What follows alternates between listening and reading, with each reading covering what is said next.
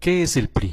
Es la principal asociación política, junto con el PAN, causante del desastre nacional en que se encuentra inmerso nuestro país, responsables de la debacle nacional que se ha venido agudizando en las últimas décadas. Este partido, en comparsa con algunos medios de comunicación, se ha encargado de borrar de la mente de los mexicanos todos los latrocinios cometidos en nuestra contra, para que de esa manera su historia no aparezca en el recuerdo colectivo, y así continuar en el poder viviendo de los ciudadanos. Cada 6 años apuestan a la desmemoria, consiguiendo que la gente olvide lo perjudicial que han sido sus gobernantes al frente de diversas administraciones que han dirigido.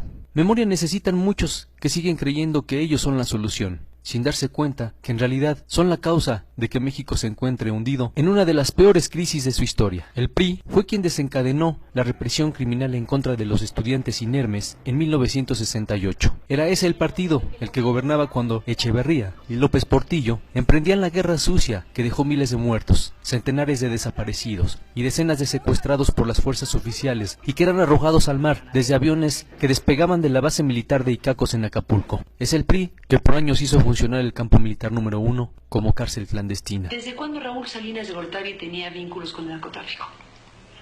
Yo creo que sobre todo a partir del gobierno de su hermano.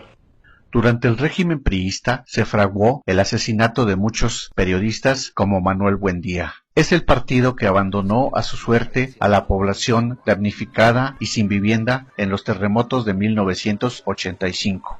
Gracias al PRI, entre 1982 y 1989, el país vivió en una exasperante depresión económica. Gracias a este partido, los fraudes se convirtieron en prácticas rutinarias en las elecciones, principalmente en 1988 y en 2006. En la década de los 80, el narcotráfico infiltra al Estado. El negocio de las drogas comienza a crecer y lo hace con su protección. Gobernadores como Mario Villanueva y otras corporaciones policíacas hacen coalición con el narco.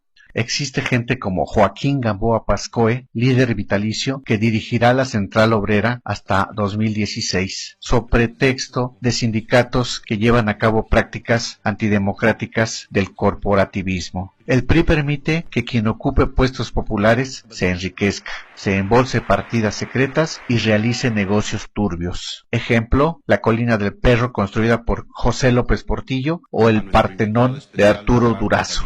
¿Quiénes son esos destacados personajes de ese partido? En sus filas hay gente como Carlos Romero Deschamps y el Baester Gordillo. Gracias a gente como esta, gran parte de la población considera que la corrupción es una conducta aceptable y normal en la función pública. El PRI desmanteló la propiedad pública en el marco de privatizaciones corruptas. Se impuso en el país el modelo económico que aún padecemos, generador de pobreza y de riqueza extremas. Desde entonces se diseñó la inclusión del PAN en el régimen mediante concertaciones, y aquella administración infame culminó con una serie de asesinatos entre los propios priistas. Colosio, Maciú, el PRI de Ernesto Zedillo y su infinita perversión entregó parte del país a intereses extranjeros. A ese partido se deben las masacres de campesinos, Aguas Blancas, El Bosque, La Libertad, El Charco, Acteal, entre otras. ¿Cuántas monstruosidades sindicales ha cometido gente como Joaquín Hernández Galicia, Carlos Longitud Barrios? Humberto Moreira, exgobernador de Coahuila, tomó la deuda en su estado en 223 millones de pesos y al terminar la elevó a 32,000 millones de pesos. Acusado por delitos de enriquecimiento y operaciones con recursos de procedencia ilícita, colocó a sus hermanos en cargos públicos. Su administración está marcada por 13 sexoservidoras violadas, 65 mineros muertos en pasta de conchos, a las que se sumaron los decesos de otros 61, 3 reporteros asesinados en Coahuila. Y para ocultar los hechos y ser protegido, deja al hermano en la gubernatura, Pablo Salazar Mendiguchía, acusado de peculado, desvío de recursos, asociación delictuosa. Andrés Granier, acusado de enriquecimiento ilícito y de excesivos y onerosos gastos personales. Ulises Ruiz, represor, acusado de desaparición forzada y presos políticos, malversación de fondos, responsable de la muerte de Beatriz Cariño. Ordenó la represión al magisterio y a la APO y autorizó la represión en San Juan Copala en contra de las comunidades indígenas y activistas. Arturo Montiel, acusado de peculado y de enriquecimiento ilícito.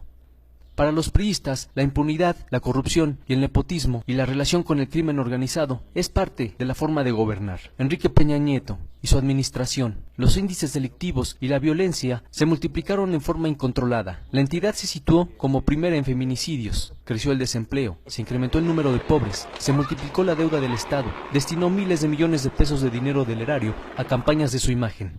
Arturo Ugalde, presidente de Tlanepantla, se dice que tiene un ingreso escandaloso de 750,000 pesos mensuales. No olvidemos los recientes casos de Tomás Yarrington y su posible relación con la muerte de Torre Cantú.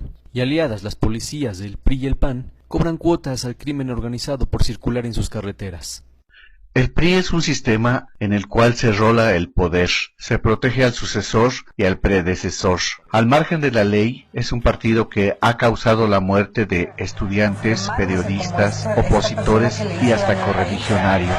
Han desfalcado a la nación con rescates bancarios, entrega de paraestatales, han robado y desviado recursos del país por generaciones, desde Gustavo Díaz Ordaz hasta Peña Nieto. Ellos son quienes han promulgado leyes a modo y se han reciclado en diversos puestos de poder, corrompiendo jueces y efectuando fraudes. Y para disfrazar esta cadena de hechos, se hacen llamar el nuevo PRI. Mario Marín, el gober precioso, involucrado en el caso de Kamel Nacif y su famosa llamada telefónica, hizo mal uso de su poder en contra de la periodista Lidia Cacho por la publicación de un libro. La Suprema Corte de Justicia de la Nación consideró que no hubo violación grave a los derechos individuales de la periodista. Violaba la ley asignando obras directas y sin licitación.